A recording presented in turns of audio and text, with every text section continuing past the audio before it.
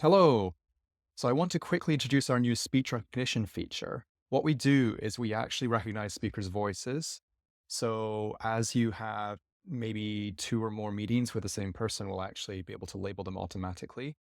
We do this also using local AI. So we don't have a cloud-based audio upload that does this. It's all done on your machine. And it works on every Mac and PC.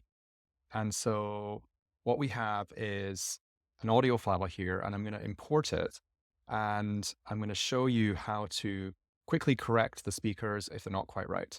So what I'm going to do is just show you how to quickly use the speaker recognition user interface to correct a meeting. So I'm going to import a 15-minute meeting from GitLab. GitLab have amazing online meetings. So we're going to import it. So this is a Zoom meeting with 6 people in it. And you can see it automatically categorized it, but it's only found 3 speakers. And that's because maybe some of the speakers didn't say very much. But I know that there were 6 speakers. So let's just quickly add a few more. Okay, now we have 6 speakers. And then go into the transcript and you can see the speakers in here. And I just go ahead and go, okay, this was, I think this is Michelle. And this was Dat.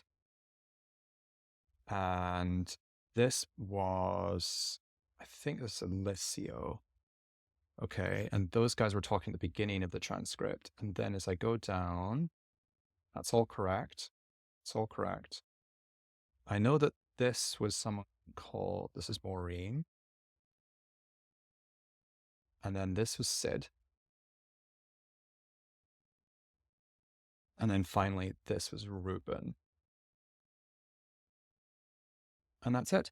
That's it. Now you can see the entire transcript is labeled. And now that I have contacts for these 6 people, if I continue to have meetings with them, it will actually recognize them again. Usually after 1 or 2 more meetings, you might have to label them one more time.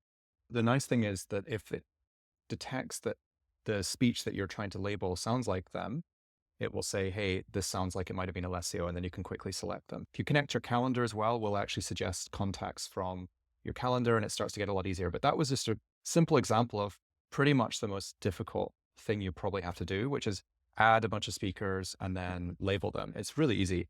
And so hopefully that gives you an idea of how speaker recognition works here. And then let's go ahead and click on Review Internal Sync Up, and you'll see that immediately it's going to leverage all the stuff that we've just put in for this much better set of notes.